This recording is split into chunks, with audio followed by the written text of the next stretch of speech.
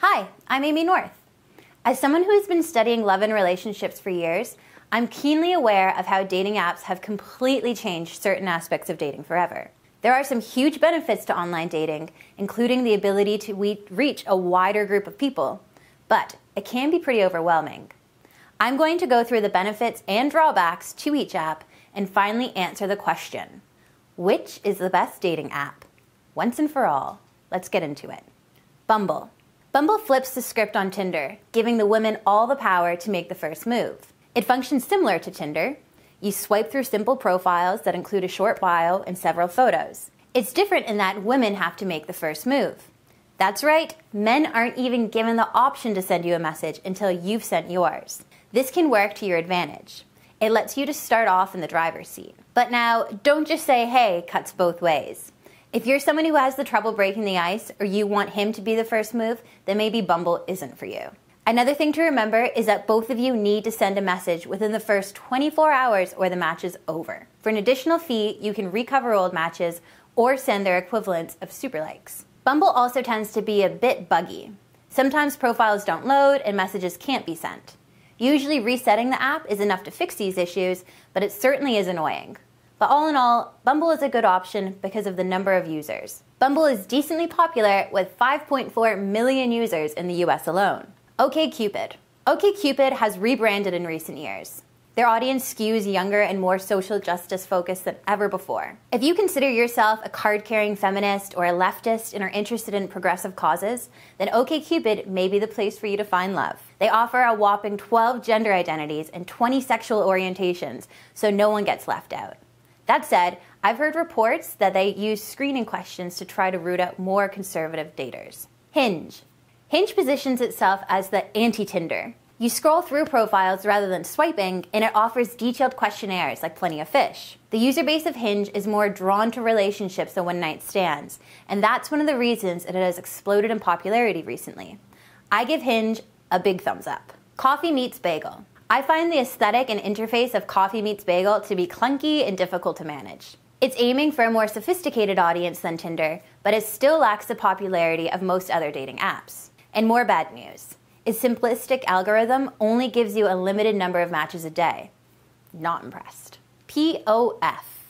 Plenty of Fish has been a respected name in the dating game for a long time now. It's popular among more mature daters, and its simple design makes it easy to recommend. Its looks are dated, but it's got a big user base and offers pretty in-depth questionnaires to help dial in your matches and understand more about your potential dates. Zoosk. Zoosk has a similar philosophy to Tinder and Bumble, but it offers a variation on the formula thanks to a maybe option and automated icebreakers for shy daters. It also boasts one of the fastest signups, so if you're in a hurry, maybe it's the right choice for you. That said, an ugly interface and spammy notifications make Zoosk difficult to recommend over other options despite its large user base. Exclusive apps. There's a new trend in dating apps that have come about in recent years. The exclusive app. Apps like Raya and The League require an application and only allow people who meet certain criteria to join. These criteria often have to do with physical attractiveness, career success, and Instagram followers. The thinking is, if you're sick of dealing with the unwashed masses, you can hop on The League and access a better class of daters. In my opinion, these apps are snobby. There are certain people on dating apps you should avoid, but this isn't generally because they don't have enough Instagram followers or a Porsche. Then there are apps that are designed for a specific audience. Apps like Christian Mingle, Farmers Only, and JDate cater to specific groups. They're a good choice for those who are looking for dates who share similar lifestyle. While these apps don't bar anyone from joining, chances are you're not going to make many connections if you fall outside their specific target audience. Facebook dating. Facebook dating came onto the scene recently, and while it's yet to really blow up, it's certainly one to watch. Don't worry, Facebook isn't going to tell your friends that you think they're dreamy. Facebook dating is separate from the rest of your Facebook. It only uses your information to help you find love. It never shares your dating activity on your wall or anything like that. Facebook dating differs significantly from Tinder. There's no swiping.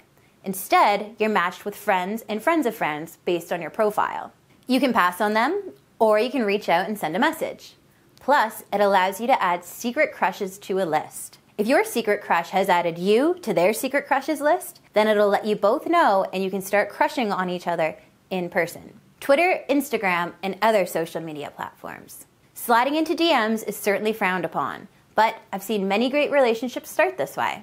This can make for a more organic connection than you'd find in dating apps and lets you get to know someone outside of the context of dating before you decide to take the next step. Those that like to be friends first might consider making connections via Twitter or Instagram rather than a traditional dating app. This method can be difficult to navigate. Just don't be too forward or aggressive.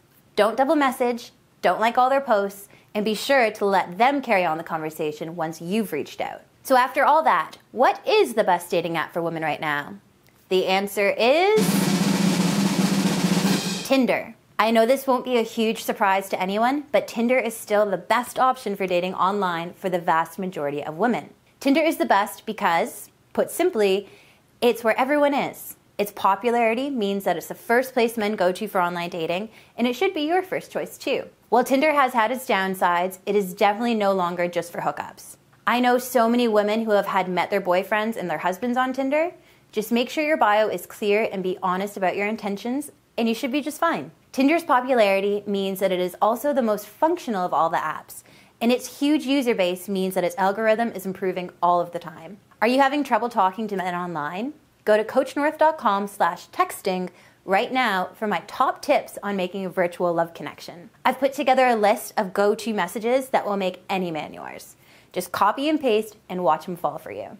That's coachnorth.com/texting. Before I go, I want to talk a bit about premium options. Most, if not all of these apps offer both free and paid versions. You pay a subscription fee for greater access to the app, extra features like read receipts, and priority matching so that your profile will be seen by more daters. In my opinion, the free options are your best bet.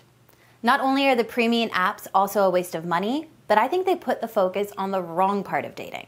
The apps are only here to introduce you to new potential dates. Once you've connected, you should be meeting in person as soon as possible. You could talk for weeks or months only to find out on your first date that there's no chemistry. Treat these apps as a tool, not the whole experience. Premium options get you wrapped up in the window dressing, and you can forget about why you joined them in the first place. To meet someone and start a relationship. Plus, having an ongoing subscription to a dating app can actually give you incentive to keep playing the field to justify that sunk cost. Instead, stick with the free apps so that you'll have no incentive to stay online a moment longer once you've met someone awesome. And finally, when online dating, you need to consider privacy and safety issues. Remember, whenever you're dealing with an online community, there's potential for privacy issues. These apps ask for access to a lot of personal information. That's why I can't vouch for any apps not on this list. Some lesser-known apps are just fronts for phishing scams.